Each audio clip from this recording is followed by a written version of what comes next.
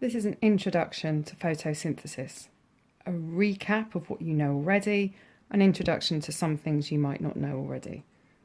So we know already that plants carry out photosynthesis, and you know already from GCSE that CO2, water and light are required for the photosynthetic reactions. CO2 enters the leaf via the stomata on the underside of the leaf. Water enters the plant via the roots and travels up through the xylem to the leaf cells, and light hits the leaf and can be absorbed by the chlorophyll in the leaf cells. And in the process of these photosynthetic reactions, some oxygen is given off as a waste product and glucose is made and then used in respiration or used to make other organic biological molecules. So it's the leaf cells that are well placed to absorb the light. So let's have a recap of the structure of a leaf cell. So we know that plant cells have a cell wall made of cellulose, and plant cells are eukaryotic, so they have membrane-bound organelles such as a nucleus, endoplasmic reticulum, Golgi body, mitochondria. These are all things that all eukaryotic cells have. Ribosomes are not membrane-bound, but all eukaryotic cells and prokaryotic cells have these. Plant cells in particular have this large central vacuole, and photosynthesizing plant cells have these chloroplasts. And this here is where photosynthesis happens. The two stages of photosynthesis happen in the chloroplast. So now let's have a look at the slightly more detailed structure of a chloroplast. You can see that it has an outer and an inner membrane, so it's a membrane-bound organelle. And it's got membranes on the inside as well. They're membranes that are folded over into sort of flattened pockets with a space inside. And this is called a thylakoid membrane. A whole stack of these, because they're arranged in stacks, is called a granum. That's singular, so if you wanted to refer to it as one stack, you would refer to it as granum. If you wanted to refer to several, it would be grana. This is where the light-dependent reactions occur. And this is because embedded in the thylakoid membrane are molecules of chlorophyll. And it's the chlorophyll that absorbs the light and starts the photosynthetic reactions. So the thylakoid membranes are where the photosynthetic reactions start in the light-dependent reaction.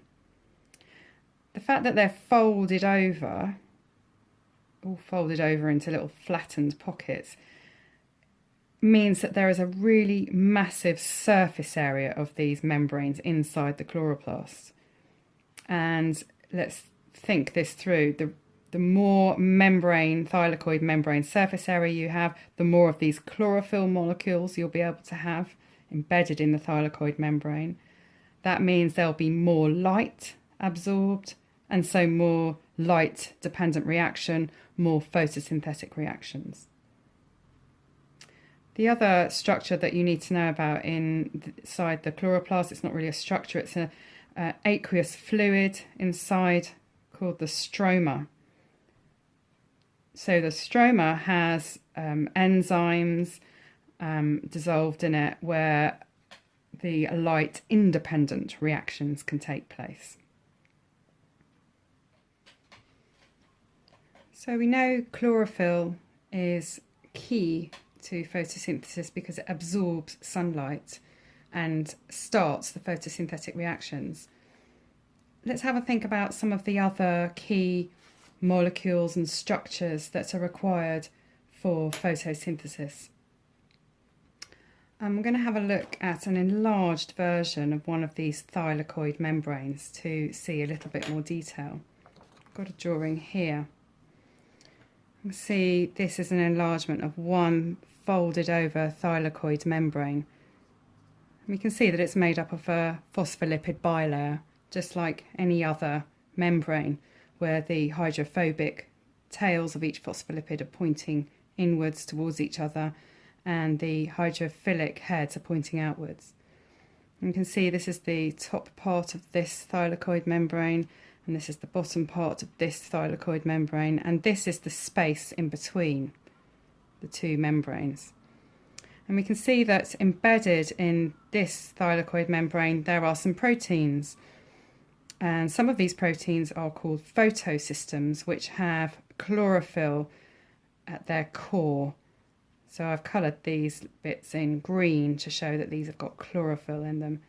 And some of them are electron carriers, which accept electrons and pass them along, transfer them. They form what's called an electron transfer chain.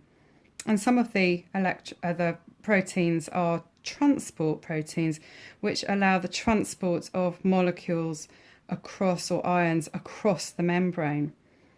And this one is a special kind of transport protein because it also acts as an enzyme. So I've got an enlargement of this because it's such an important structure. So here it is, the enlargement, and it's called ATP synthase. And what happens is the ATP synthase is also a hydrogen ion channel, and it allows hydrogen ions to be transported from the space in between the two thylakoid membranes into the stroma, so from here to here. And as the hydrogen ions diffuse down a concentration gradient, it provides energy for ATP to be synthesized.